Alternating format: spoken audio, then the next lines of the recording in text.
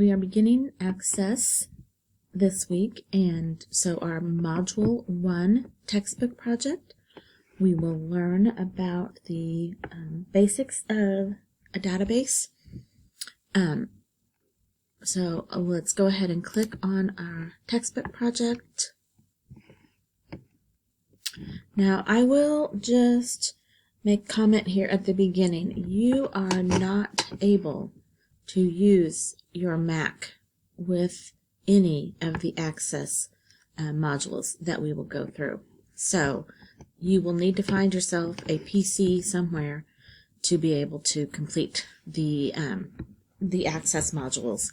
The trainings you will be able to do because it is a web-based, so as long as you have a browser that you can use, that will be fine. But for the projects, you will have to use a PC somewhere. Right, so let's go ahead and click the Start button. And we will have a start file. The other thing I need to remind you about Access is you must use the start files in order for it to grade your document or your database and return a report to you. If you do not use the start file, you will not receive a grade report so that you can see where you've made mistakes and where you can improve your score. So we'll need to make sure we get our start file, and you'll also notice that there's an Excel spreadsheet that is a support file for us. This is going to be one of our tables that we import, so we don't have to do all the data entry for it, and we learn how to import. So after we have both of those items downloaded,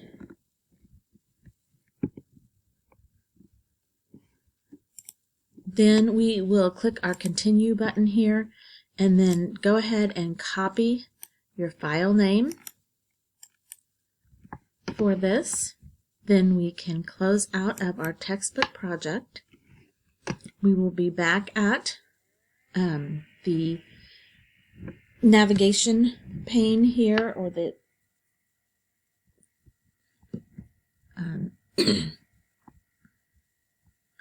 list of assignments that we have.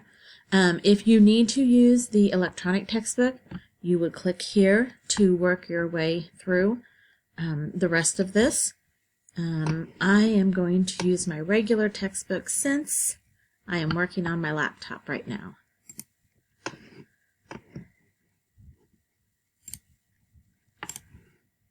All right, so I'm going to open up my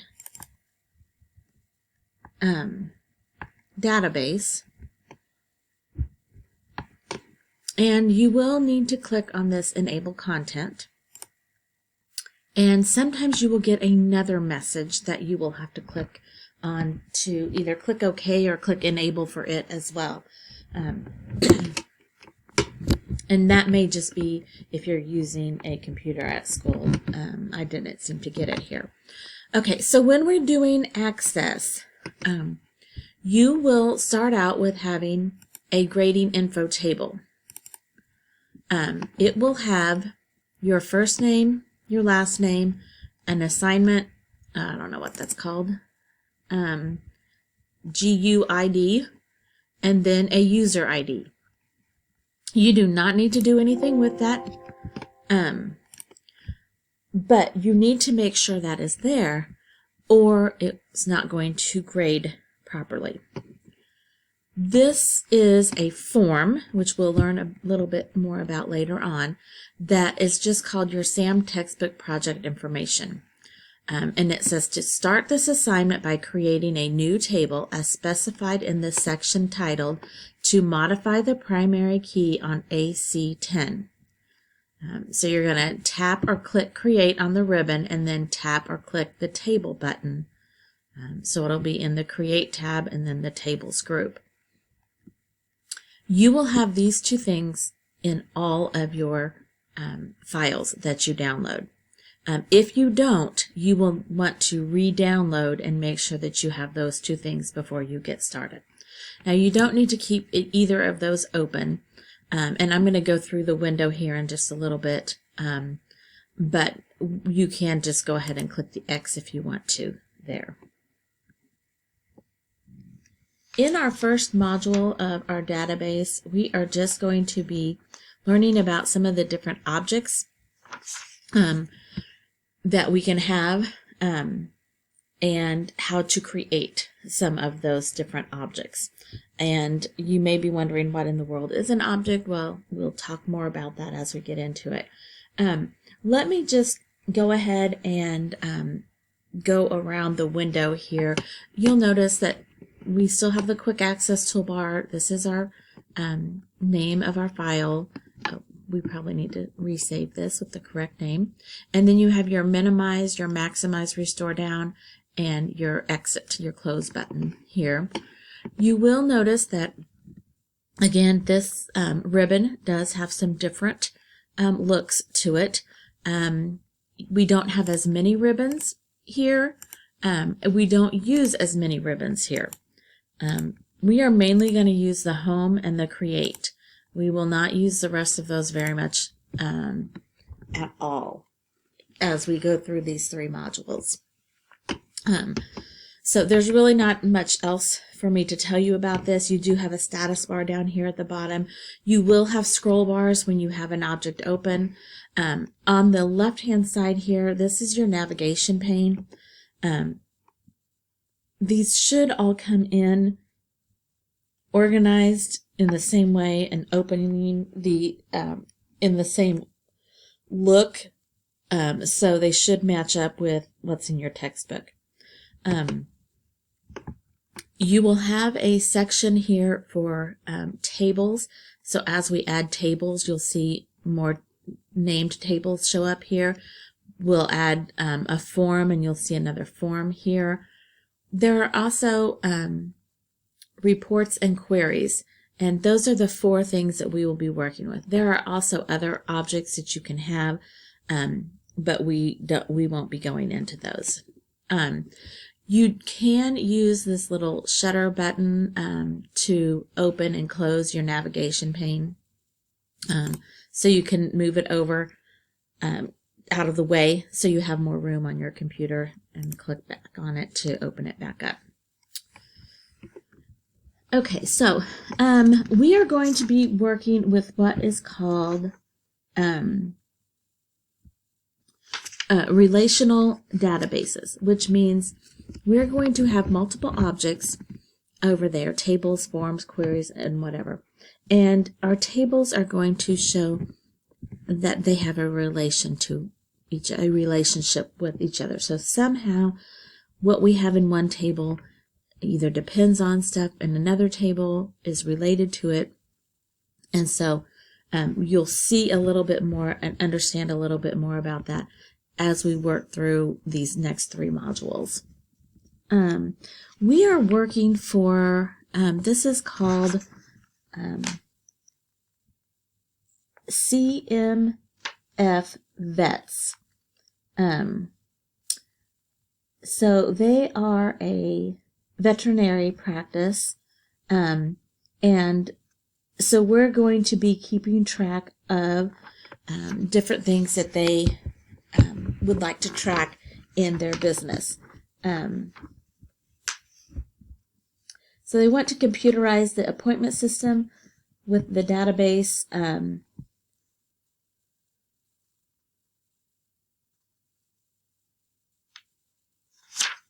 And so that's what we're going to look at as we go through this module.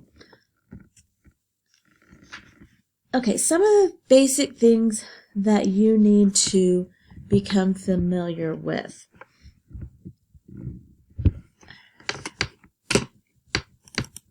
Okay. I know this is the only table I have right now to show you. So what you see up here at the top where it says ID, first name, last name, assignment, user, those are what we refer to as field names. So your field names are at the top of the columns.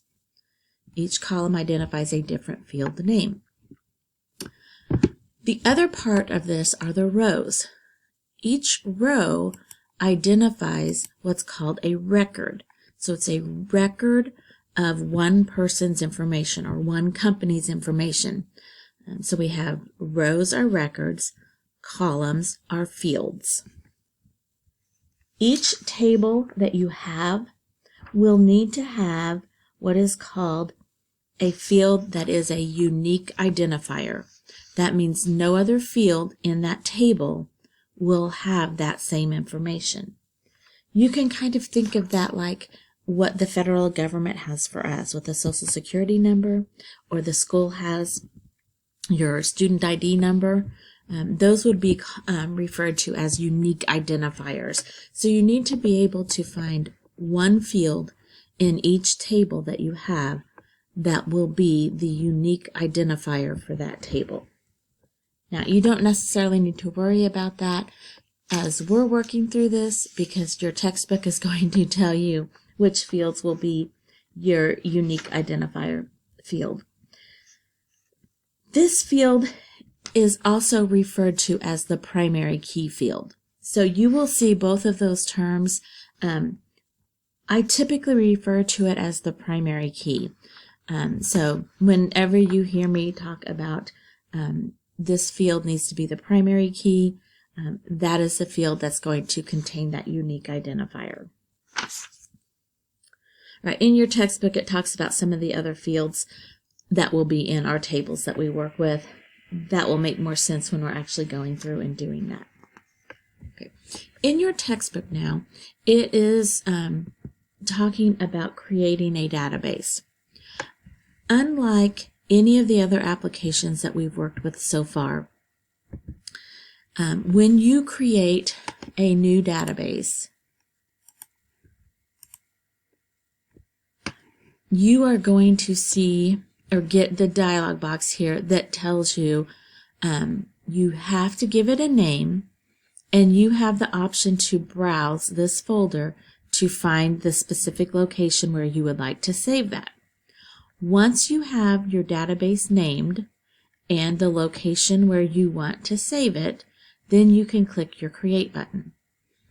So, unlike Word, Excel, or PowerPoint, where you can start creating a document or a worksheet or a slide presentation, and then 10 minutes later go, oh yeah, I probably should save this, you're not able to do that in Access.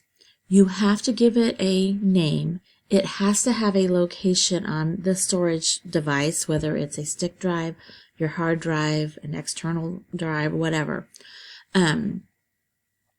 It has to have a place to save from the very beginning, because as we enter data, those pieces of data are automatically saved for us so that we don't lose a lot of data after we've done data entry. So that is what you will be reading as you go through your textbook, that you have to create a database. Because we are downloading our start file, we do not have to create this blank database. So I just wanted you to see what that looked like. So I'm just going to close out of this, and then I'll go back to my actual database that we downloaded here.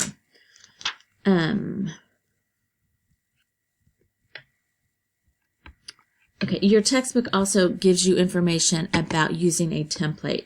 There are lots and lots of different templates that are available. You might find one, like if we looked, we might find one that would work for this veterinary clinic to help with appointment scheduling. So you can look through the different templates that are there. The next part of your textbook does talk about the access window, and I'll try to remember to tell you the specific names of these as we go through and see them. And then your textbook talks about determining tables and fields. And this is for someone who is having to create from scratch or is wanting to be that database creator. You need to think about how you're going to name your tables and your fields. It also gives in here the restrictions of naming tables and fields.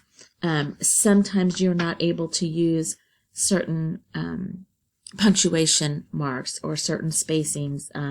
So you need to, if you're going to be someone who's doing the creating, you need to know those types of things. We will also be assigning a data type to each of the fields that we create. Data types that they refer to here are short text, which can be up to 255 characters. A number, which would be referred to as a number that you would do a calculation on. Since we would not do a calculation on a phone number or a customer ID, we would not use the number field for fields that contain that type of information. So your number fields are going to be reserved for things that you would do calculations on. We have a currency field, which is exactly what it is. It's going to have those dollar signs with two decimal places. The nice thing about having a currency field is you do not have to do the formatting of dollar sign and the two decimal places. It will do that automatically for you. So if you have a round number of $500, when you're putting your data in that cell, all you have to type is 500. If you have cents, 10 cents, 50 cents, whatever, you will need to make sure that you do push the decimal place and then enter that. It will not automatically take the last two things that you put in and use that as your decimal of your cents for your currency. We also will be using a date and time field, which is just that. It's going to show a date. We don't really use the time. When you are using your different data types, they do have different properties to them, and so that will make more sense once we get into them. In your textbook, it does show you some additional data types. You will use some of those if you go ahead and take that 215 class. That is the next class after this. We are ready to create a table. We can create a table either in Datasheet view or design view. And they are showing us here, first of all, how to create a table in Datasheet view. So as we go through and do this, I'm going to go ahead and close out of this table.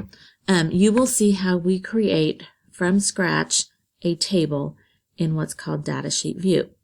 Datasheet view is the view that you actually use where you will be doing the data entry or doing any sorting or looking for information in that datasheet version. The design view is kind of like the backstage view, how it was put together, how it was built. The thing I like the design view because that's how I learned to design tables when I first started using Access. It's been a little difficult for me to grasp this idea that you can create tables in Datasheet view, and it's not as easy for me. I just think it's more cumbersome. It's easier for me to create them in design view, but I understand the reasoning behind making available the option to create them in Datasheet view, because for an end user, that's the version that you're going to be seeing and working in, and it makes more sense to kind of build it as you're going to be and see how it will be as your end result. The thing I dislike about the design view is you saw in the table that I brought up here, our field names are across the top. They're the column headings. Well, when we go into the design view, those field names are in a column themselves. And that's why I think it's a little difficult to transpose from one to, or translate from one to the other. I do think it would be easier if they would create this where field names would be across the top, and then you could choose your data type on the next line. But whatever, I'm not the one that created this, so we work with what we are given. All right, and I will talk more about the design view and the datasheet view as we go through it, but just know those are the two main views that we're going to be working with and going back and forth between. So what we need to do is we are going to go to the Create tab,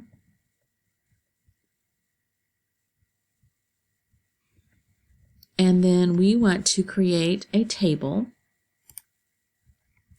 And so this will create a table for us that's called Table 1. It automatically has this ID field. The ID field is what is referred to as the data type is an auto number data type, and that's one that we didn't talk about. This is one that the computer automatically assigns a number to. So our first record would be record number 1, our second record would be number 2, and so on. If for some reason we decide to delete record 8 will be deleted from our database, and we will never be able to replace and have another record 8. So that is a little bit about the auto numbering. Whenever you start a database from scratch or a table from scratch, it is going to have that ID field automatically put in there, and that's going to be an auto number field. Now, it's kind of nice to have that field already there because that's also what's called our primary key field, since the ID, the auto number, changes that ID number each time a new record is added. So it goes from 1 to 2 and so on. But we do not want the automatic ID field, so we're going to have to edit that field name of ID. So where we have the column heading where it says ID, we're going to take our mouse and do a right click, and then we are going to go down where it says rename field, and you'll see that the ID shows up with highlighting around it, and we are going to type owner ID, and then if you click in the white space right below the owner ID, you will see in your fields ribbon up here that your data type is showing up as auto number. We have to change this to short text. So now you have created your first table with a field in it.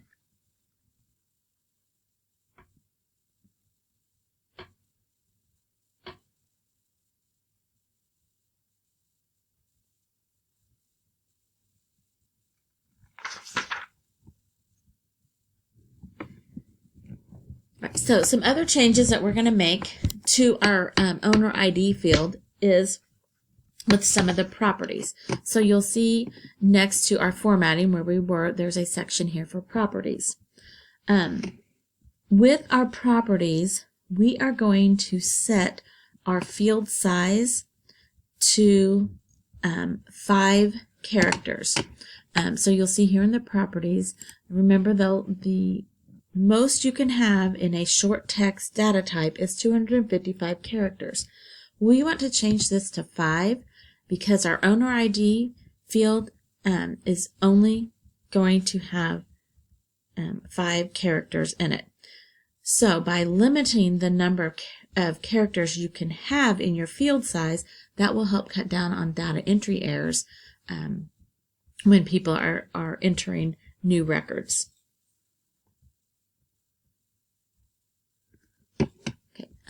Above the field size that very first part there, it says name and caption. When you click on the name and caption, it just opens up a small dialog box. And so you'll notice that the name is owner ID, because that's what we typed in up here. In the caption, this is what you can type kind of as an alias for if you wanted to do a maybe a smaller version or abbreviated version of the field name. Your caption is what would show up in the actual view, whether it's a datasheet view or a report or something like that. So for our caption, we are going to type O_ID.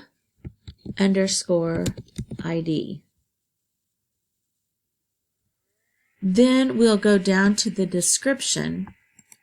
Now, the description, when you're working in design view, it gives you a little message there that your description is optional.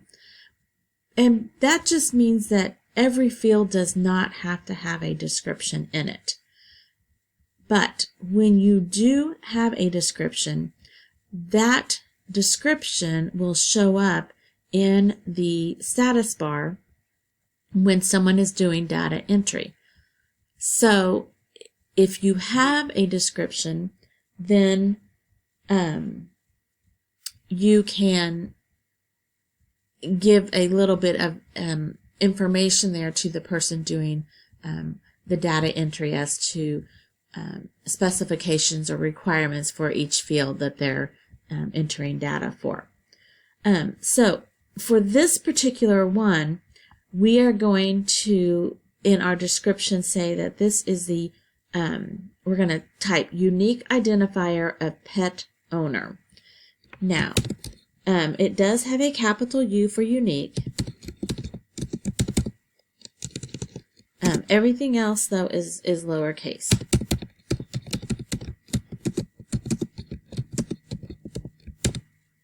There is no punctuation at the end of this. I will also tell you at this time, if anything is misspelled in these 5 words, or if spacing is off in anywhere in these 5 words, you will not get this step counted correctly. So everything has to be exactly like it is from the textbook for grading purposes for this. So we will go ahead and click the OK button. Now you won't see anything here because the properties that we're working on are in the background, and you'll see those when I take you over to the design view, but we don't see those right now.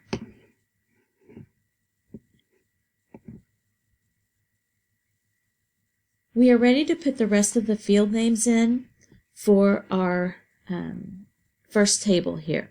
So we're going to click where it says click to add, and we are going to be adding a short text table. So we'll click that field data type, and then field 1 is highlighted there with black, so our field name here is going to be owner first name.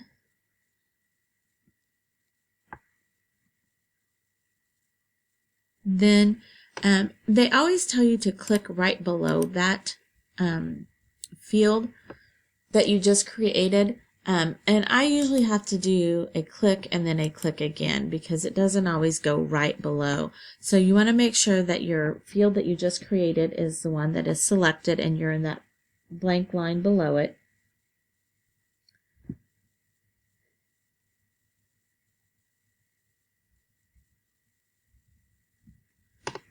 Okay, so we're going to increase the column width here. So this is just like Excel. We're going to move our mouse between the owner name and then that next column that says click to add. And that you can do a double click there and it will automatically make it the size it needs to be, or you can click and drag when you have that two-headed arrow to get it wider, that column wider for you.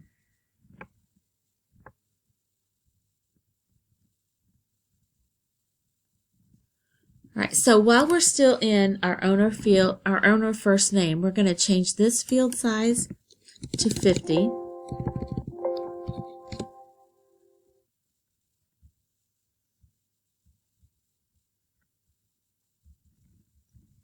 And then we are going to go to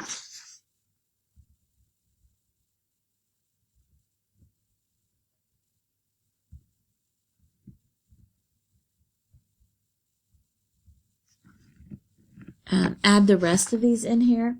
And so if you have your textbook, we're going to find table 1-3.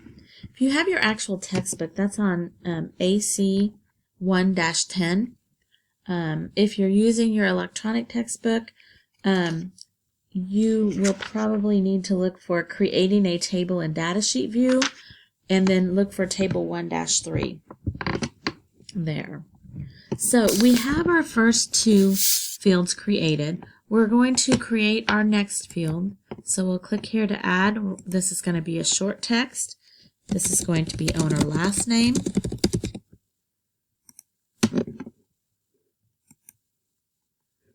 And the field size is going to be 50. And then we can increase the width of that. We'll do a short text. Our next field is owner street address.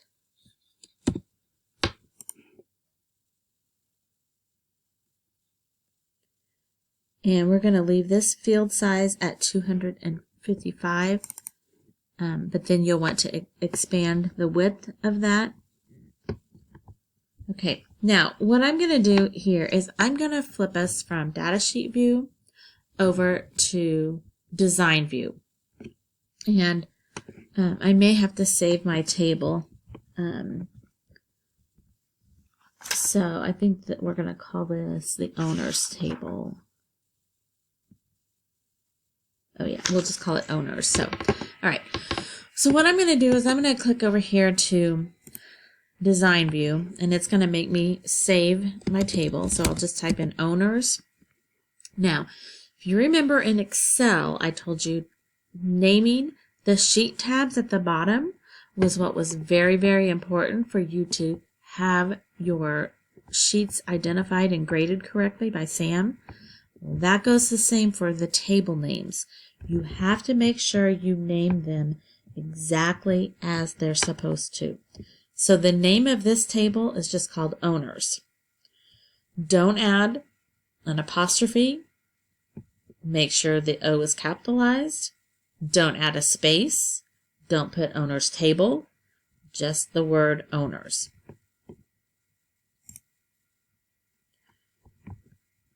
So this is what the design view looks like. And I like to show this to you guys so that you can see how to create field names in the design view as well. So our next one is called owner city. And this is going to be a short text as well, but we need to change the field size to 50. So you will see that your properties now are down here. You'll see where it says field properties. So for owner city, I have to come down here and click on the field size and then change it to 50 there. Now, there's no saving or anything that you do here. It just, these field properties go along with this row in our design view. So our next field name is owner state. This is going to be a short text. And because we're going to be using the 2 character abbreviation, we're going to change our field size for the state to the 2 characters. And then we'll do owner postal code is going to be short text. And we'll leave this at 9.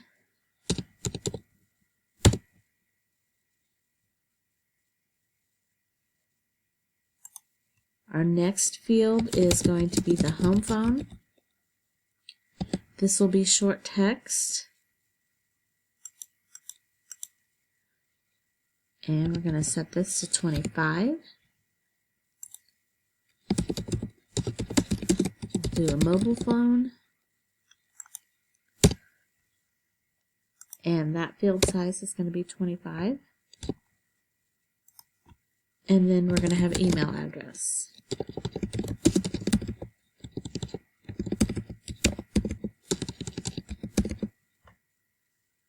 That will be short text. And this field size will be 50. So you can decide now whether you would like to create your tables in design view, which is what we're looking at now, or the datasheet version of creating a table like we did before I moved this over here. This property sheet that you're seeing over here is just a pane that pops up. It doesn't typically pop up. When I close out of it, you'll see that there's a properties sheet button. And when you click on it, it shows up over here. So if yours is showing up, if yours is not showing up, it's not a big deal. Most of the time, that won't be showing up. We will use the property sheet for some things as we go through these different modules, but it doesn't have to be showing over there. The other thing I want to show you while we're here in design view is you'll notice that the owner ID, we did set this to the short text. We did say that it was a unique identifier, so that this is also our primary key field. So you'll notice over here in this gray column, these little boxes here are called your row selector. And I know my mouse is huge, but when you click on that little gray box to the left of your field name, that's called your row selector box. So you can click on that, it selects the entire row. But you'll see in the one up here by owner ID, it has a little key. And when you have that field selected, you'll see that your primary key icon up here in the tools is highlighted. So that lets you know that the owner ID field is the primary key field with that little icon there. So let me find where I made, okay, so we added the rest of those, so then we're doing changes to the structure. You can make changes to the structure whether you're in Datasheet view or design view. It just depends on how you would want to go about doing that.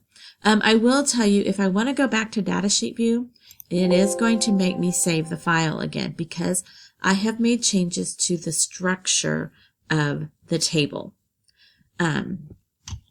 So I will say yes to this.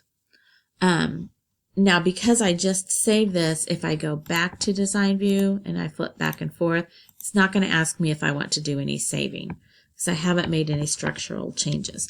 But you'll see here that the owner postal code, we can't see all of that. So if I were to make that change and then think, oh, I wanted to go back to design view to do something, well, it let me do that, huh? Usually it asks you if you want to save those changes. But evidently, it's going to just do those for you automatically. So what I was telling you earlier in that databases or Access automatically saves things for you, and that's why we have to have a location on our computer that is the database is saving to. So when you're in the datasheet version of your table, whatever you do here, those things are automatically saved for you. If you go into design view and make changes, you have to make sure you hit the save button to save those.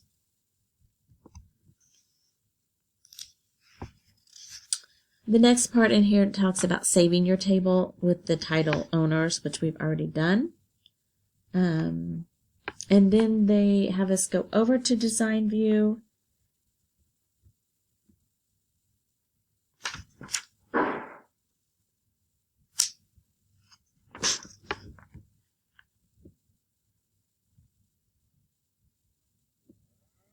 Okay, it doesn't look like they have us do anything there. They just have us go over there so you can see the design view, and your textbook gives you some different, it identifies the window for you there. So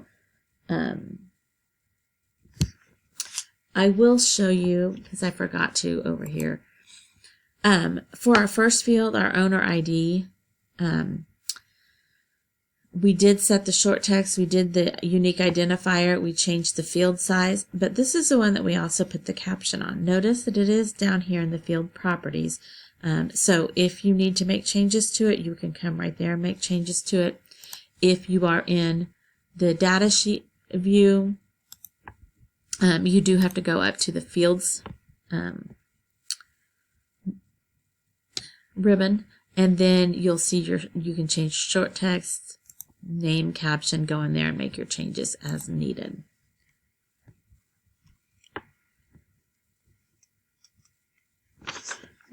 They have you close the table, and then they have you add records to the table. So I'm not going to have you close it because you're just going to have to open it back up. Now, I will tell you that Sam does not always do a great job of grading when we put in the data. I am just going to tell you, make sure when you type the owner ID O-1 that you don't press the space bar after that. When you type TED, do not press the space bar. You're going to be able to use your tab key or your arrow right key to move across here to put in your information. So try not to hit your space bar afterwards, because I think that's what throws some of these off in getting graded correctly. So in your textbook, it does show you if you've closed an object that you can do a right click on it. You can open it, which will open it in Datasheet view. You can choose design view, which will open it in that design view if you needed to make some changes to it.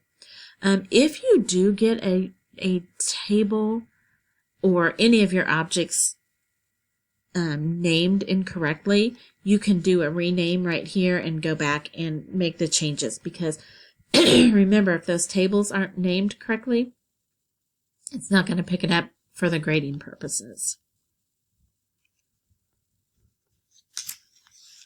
So we're going to be in Datasheet view, and if you want to look at the table, I'm sorry, it's a figure 1-17. In your textbook, it's AC 1-17. And these are the two records that we're going to add to our table. These are the two owners that we have right now. So we'll click up here where it says OID. And these are the letter O. These are not zeros. So we're going to type in capital O-1. And this is TED, S-A-B-U-S. The address is 460 West Pioneer Road. And again, just tab to go to the next column. And usually about here is where I get mixed up and I end up having to go back and make some changes because I forget to hit the tab key as I'm going across. Dolores, Colorado, CO. And the postal code is 81323. And I don't know why they gave us all these numbers, but they did. So 719, and we do have to type in the hyphens. 231 4411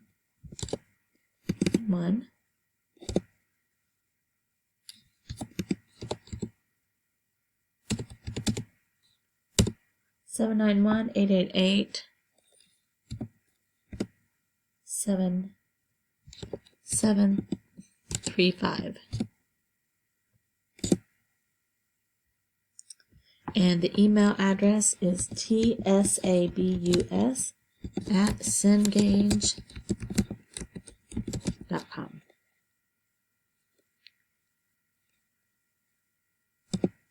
Now, if you press your tab key, you will move down to the next row in our table where we can add our second owner.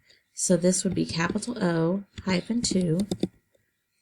This is Stephen, Steven, and my husband tells me how to pronounce that, but I never do it right. Nguyen.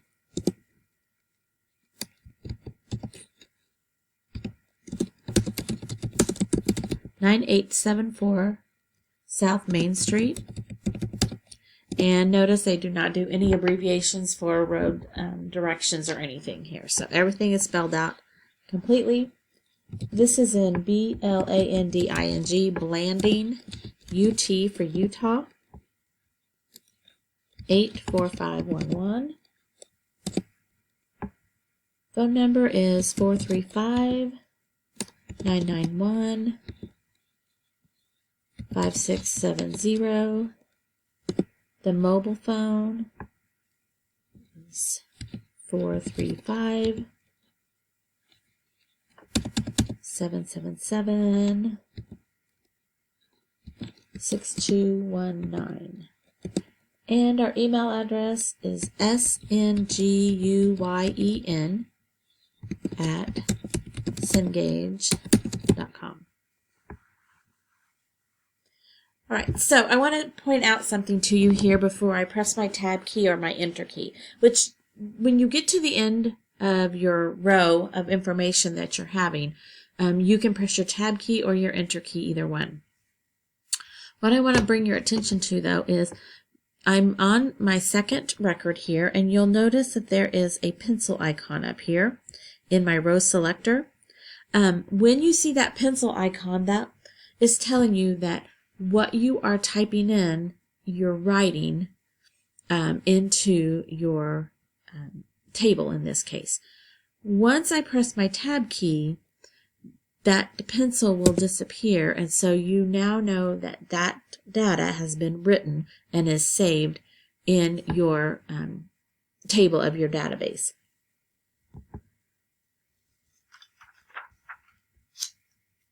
Now, I will tell you again that if you type anything incorrectly in here, if you have spacing off or whatever, it will count that off for you.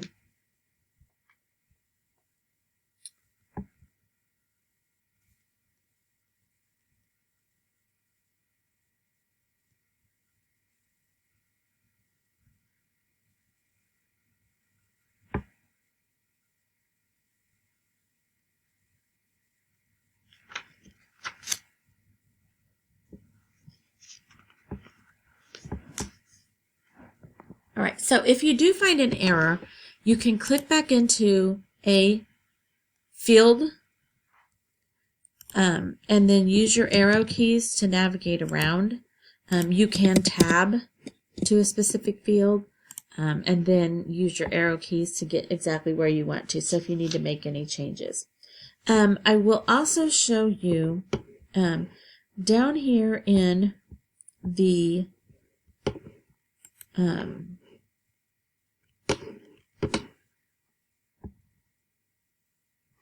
I like to make this where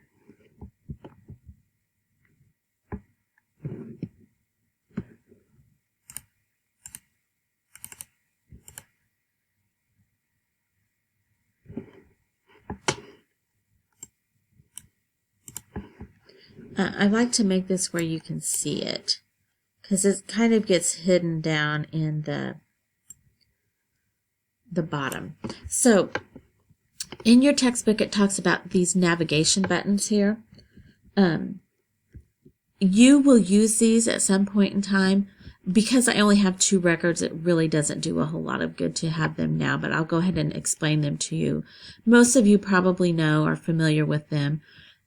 So the arrow that points back to the left and has a line takes you to the very first record. You'll see an identical one on the other side with the arrow flip. That takes you to the last record. The ones that just have the arrow, that takes you to the previous or the next record. And then there's one at the far right end that is an arrow, and it looks like it has like a yellow asterisk by it. That is for the new record row. So if you wanted to create a new blank record, it would take you to the very next row where the blank line is. And you'll see that there's a little asterisk in that row indicator, row selector as well. Now, the box in the middle that has 2 of 2, if you have hundreds of these and you know you need record 26, you could type 26 in there. It will take you right to that. So that's a little bit about your navigation buttons. Go ahead and make this bigger again. You don't need to see the mess behind here on my screen. The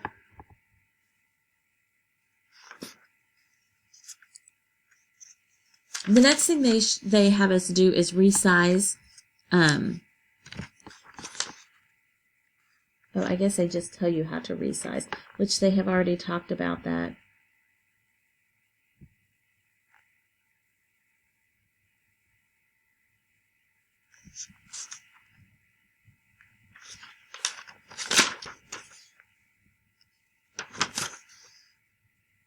Oh, I see what they're doing. Okay, I didn't have us close out of this. I skipped that step. I'm not going to have you guys close out of Access and open it back up. When you do open it back up, though, it opens up. This is just asking me if I want to save the changes because I have increased the width of some of these. So I'm just going to say yes to that. When you open up your database, this is what it will look like. It won't have any tables or anything opened up. So you'll have to select what you want to work with.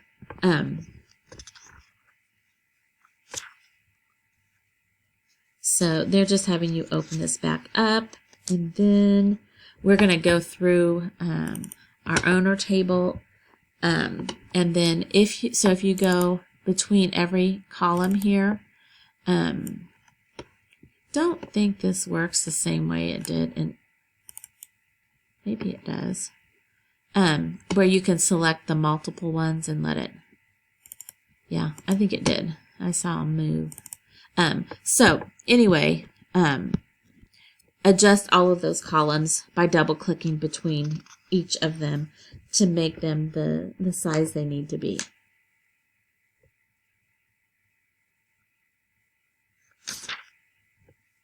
Now, if you wanted to go ahead and close that table, again, it's going to ask if you want to save those changes because you saved the structure. Anytime you type data in and you see that pencil gone, that data is written. But because this is dealing with structural changes or layout changes, it doesn't save those automatically, so we have to save those.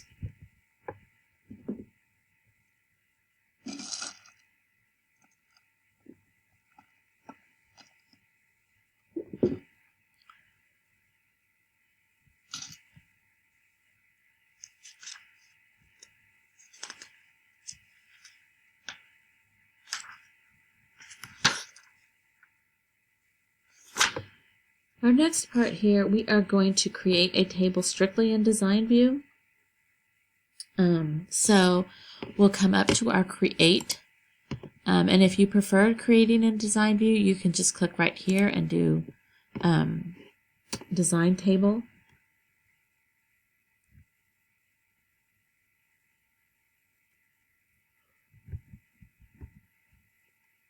So our first field name, we'll click here, is going to be patient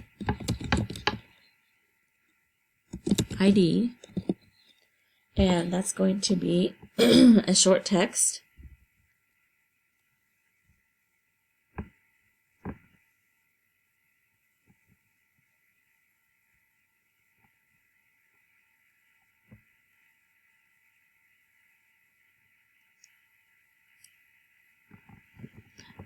So while you're still in that patient ID row, you can come up and click on the primary key button in the tools section. That will put that little icon on that patient ID row. And then we're going to save this table and we're going to call it patients. And we can click the OK button, and then you'll see your tab change up here to say patients.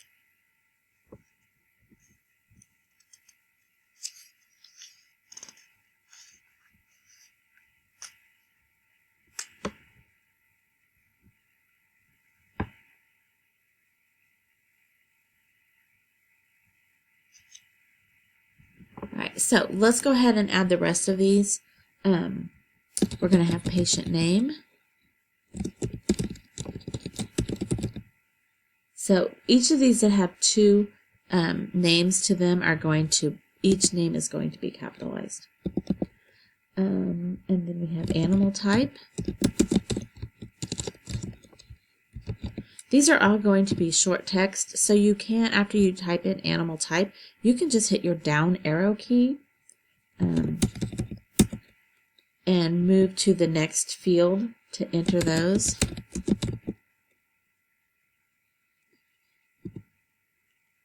And they didn't give us any parameters for this, so there's no field properties or anything that goes with this. They're just all short text for right now. That's what we know.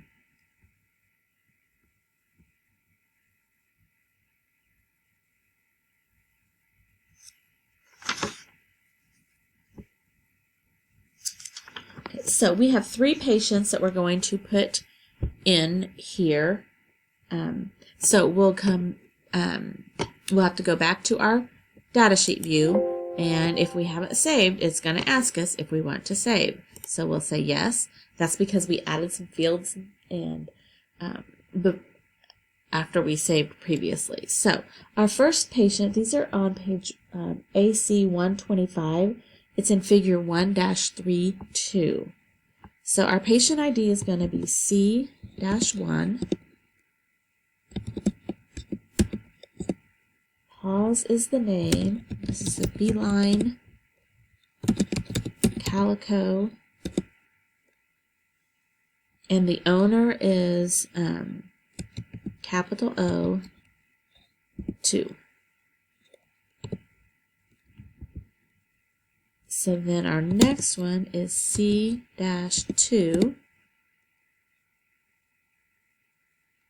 and this is Ranger. Is a canine. I guess I don't work in veterinary because I would just be calling them a cat and a dog. Labrador, and this is O-1 is the owner. Our next one is F-1. This is Fluffy, and this is the feline. It is a tabby breed, and this belongs to owner 1.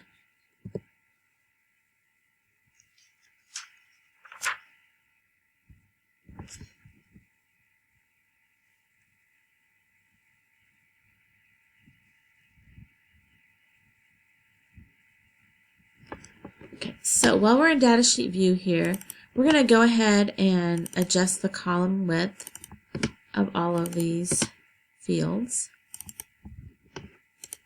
And then we can save those layout changes, because remember the data's already been saved. And they have you close out of this table. And our next step is going to be importing data from an existing database into this database. So we need to make sure we know where that support file is that we downloaded. Most of the time it's still going to be in downloads.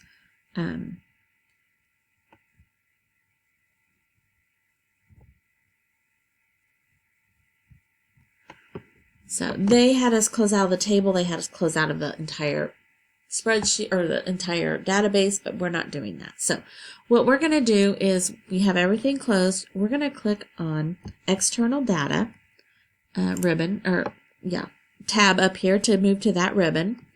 And then we are wanting to import. So we're going to use this import and link section of our ribbon here. So we're going to click where it says new data source, and then we are going to choose, where did that go here? From database, and then we're going to choose access.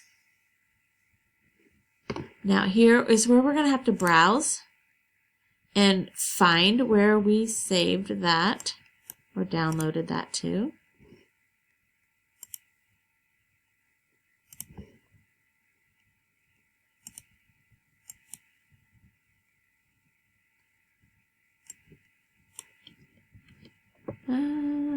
Maybe it went into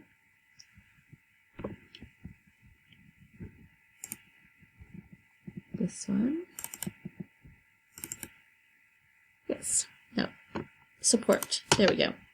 Support AC CMF Vets Extra Tables. That's what we want.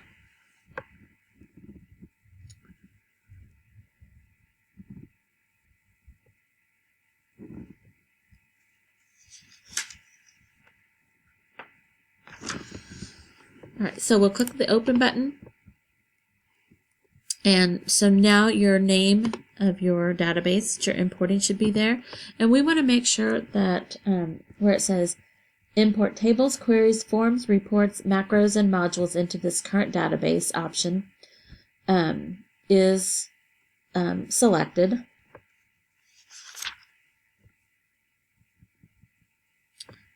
And then we'll click OK. And then it's going to give us the different objects that we have available. So you'll see there's tables. There are not any queries, forms, reports, macros, or modules. So tables are all we have. And so we can just do select all. It will select all of those tables. And then we'll click the OK to import those 3 tables.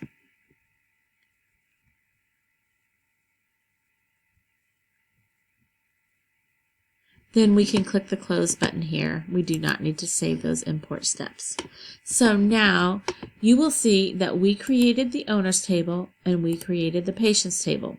We have an appointments table, a treatment cost, and the veterinarians tables that were just imported.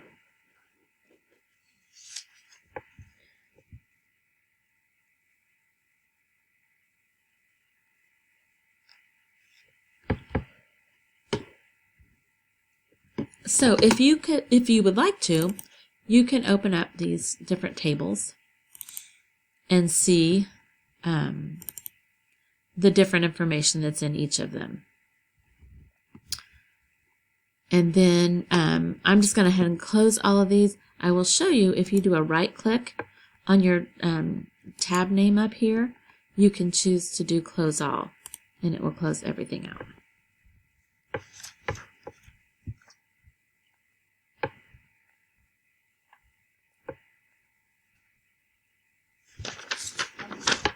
The next step is creating a query, and the entire second module is all about querying. So this is just going to give us a brief overview of how to create a query.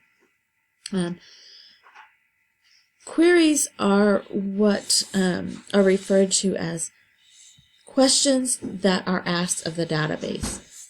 What specific information are you needing to pull out of this database of all of the information that you stored?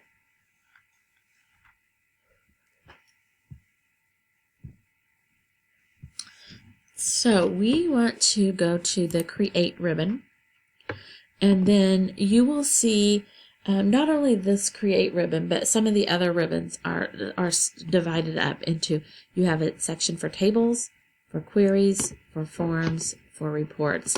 And then over here are the macros and codes, which we should not use. I think we'll use those. It's been a little while since I've taught the 215 class. I think you use some of those in that advanced class.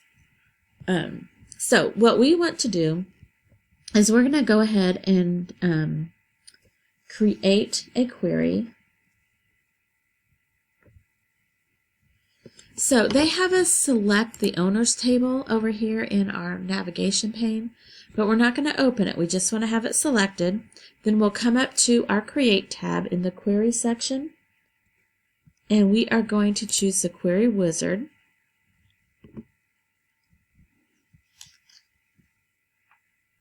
And we want to choose the Simple Query Wizard, which should already be highlighted, so we'll click the OK button. And because we had the owners table selected when we started this, that is the table that it shows here. If you did not have that table selected, you can use the drop-down arrow here and choose any of the tables that you need to work with.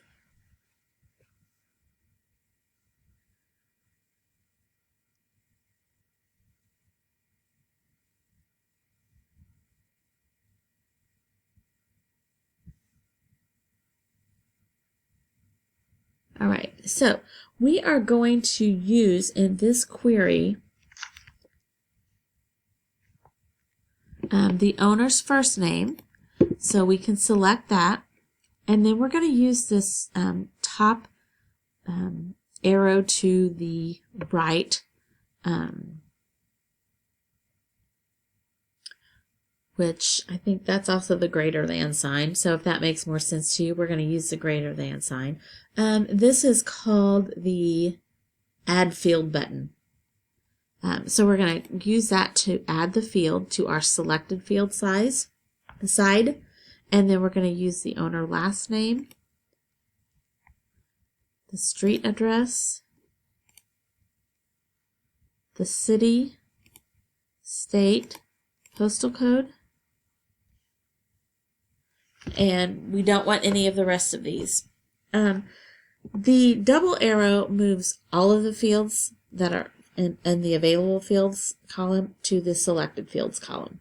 So you can do that if you want to, and then just move back the ones that you don't want if you think that's easier. It really doesn't matter as long as you have the fields over here that you want. So we're going to hit the next button, and then this is going to ask us what we want to save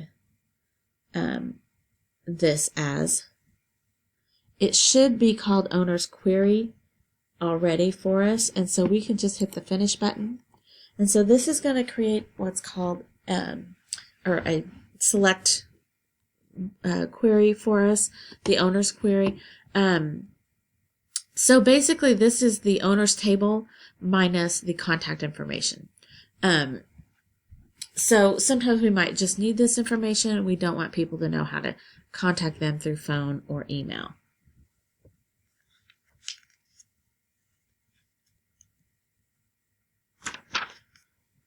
So because we created this using a wizard, and it automatically gives it a name and saves it over here, so we have an owner's query.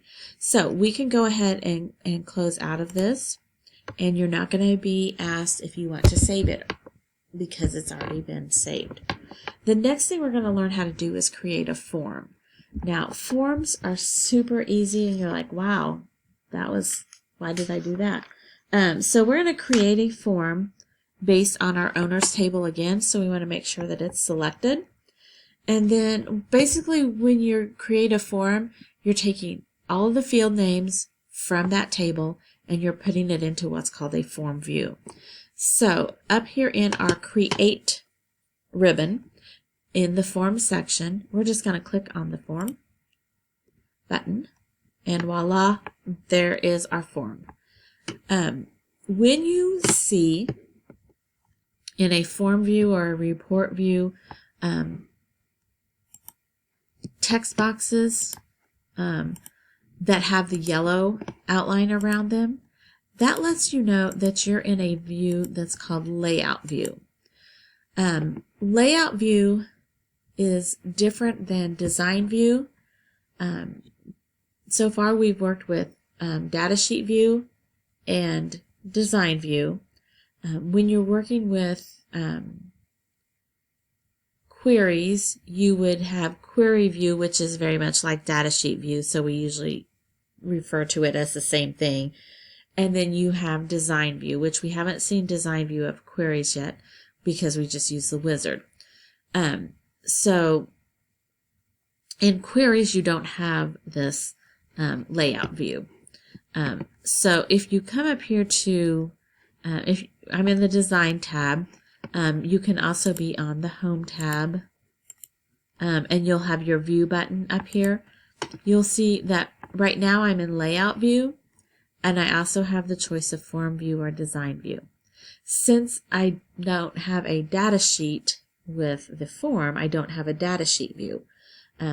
So my layout view, my form view look an awful lot alike. They are exactly alike. The only difference between layout view and form view is that I can see the amount of space that's taken up here, and so I realize in my layout view that I could make this a whole lot smaller. I don't think they have you do that, but I'm just telling you that this is the reason you have layout view. If I undo that, if I was in form view, no, I'm sorry, design view, my field names, or my owner ID field is way over here, and I'm thinking, well, I don't think I need it to be that big, but I don't really know how big I need it to be. So if I come over here and I make this smaller here, and notice I did get a little too close there. If I come back to my, I came to form view, or layout view. If I'm in form view, then I just see my form. But now I can't see the column here, and I've made this go onto 2 rows, and like I couldn't tell that from when I was in form. I'm sorry, in the design view. So this is one of the reasons they've created the layout view, is so that you can see where you are, what is in your field, the size of the data there, and then you can adjust that in what's called this layout view. So that's kind of helpful to have that. And I don't think they have you resize that. I was just showing you that that's what you could do. So, all right, so we're going to save this. And we get this save as because we haven't saved it yet. It just gave it the owner's name because it came from the owner's table. So we're going to call this owner's form. We'll click on the OK button. And now you see owner's form show up over here in your navigation pane. All right, we are going to create a report. And I think that's the last thing we're going to do here. So I'll go ahead and close out of my form. And to create a report, we're going to use the report wizard. This is how I would recommend that everybody create a report. Although if you work with them long enough, you'll kind of figure out what works best for you, whether you create it yourself or you create it using the wizard. So again, we're going to use a report based on our owner's table. So while it's selected there, we're going to go to the create. We're going to come over to the report section and click on that report wizard. Again, the table owner's table is what is selected there. So what we want to do is we want to click on the owner's first name, and we're going to add that. The owner's last name.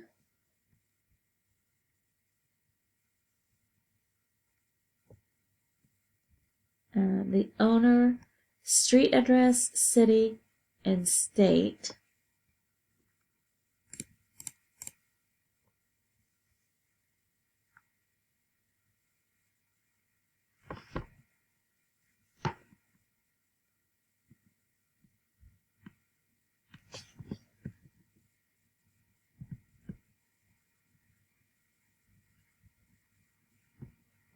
Okay. We are not using postal code. I was trying to figure that out. All right, so we'll click on Next. And this part of the report wizard asks us if we want to do any grouping levels.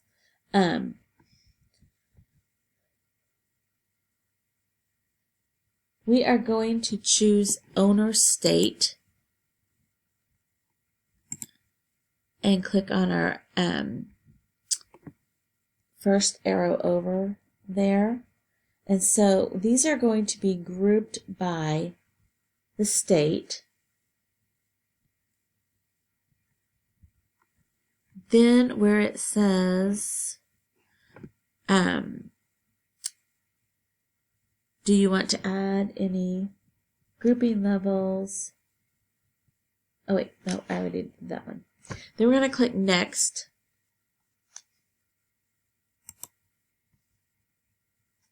This just asks us if you want to do any sorting. We do not, so we're just going to click the Next button.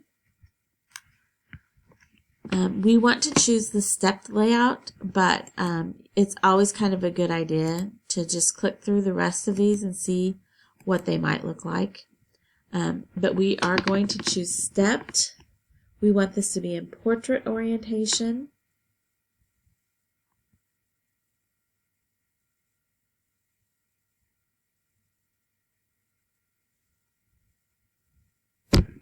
And then where it has this check mark down here that says adjust the field width so all fields fit on a page, we want to make sure that we leave that check mark in there. Then we can click our Next button, and it asks us what we want to name this. We are going to leave the word owners there, but we're going to put a space there and then type report.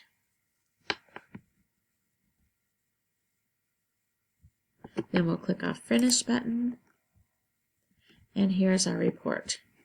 So it's grouped this on the state.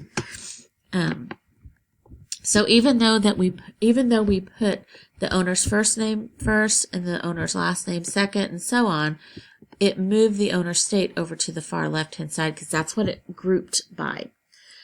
So if we had other states or other owners that were from Colorado or Utah or wherever, you would see all the Colorado ones listed first,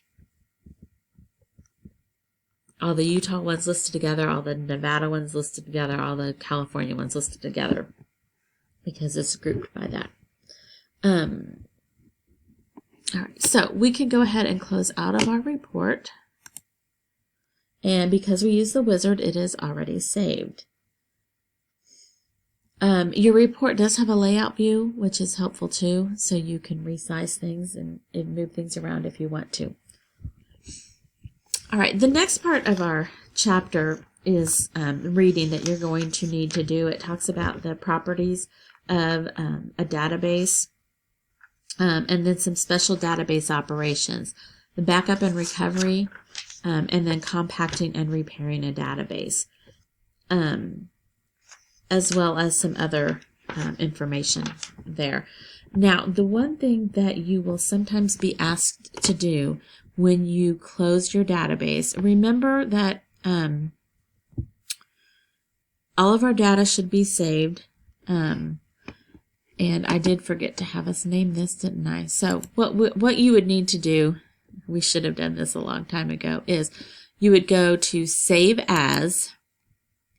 When you do a Save As, you have to choose if you want it as a database or as an object.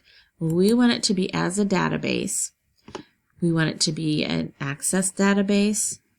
And then we can click Save As. And then here's where you can give it your name. So I'm going to be able to cheat because this other girl has already turned hers in. So it will be CMF underscore vets underscore first name, last name,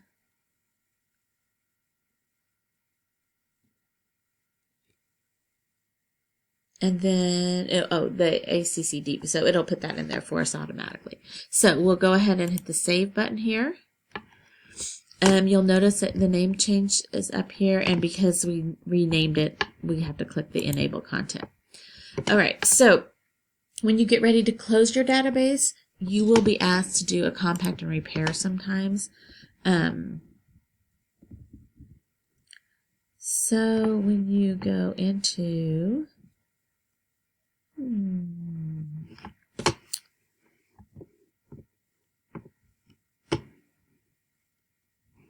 okay.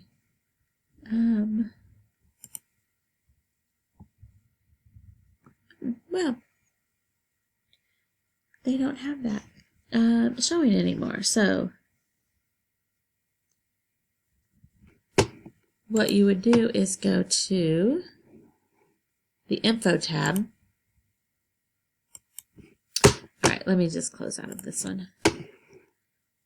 And then I can go back and open up that other one.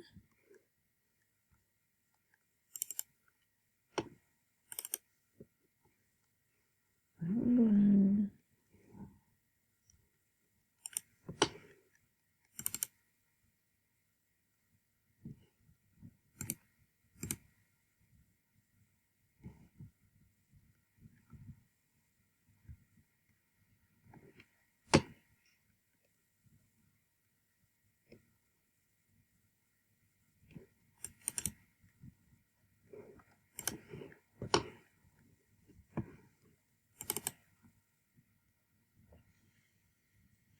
All right, so I'll open this back up and show you how to do your compact and repair. Go to File. It used to be right here on this screen, and it's not anymore. So we have to go into Info, and there's the compact and repair. All you have to do is click this right here. Sometimes Access files tend to get very large and out of control. I have had on a couple of occasions students not be able to submit their Access files through SAM because the files are too large. So it's a good idea to do that compact and repair under the Info tab. And then once you have done that, you can just go ahead and close out, and then you'll be able to go back and submit that. Okay, so that is Module 3.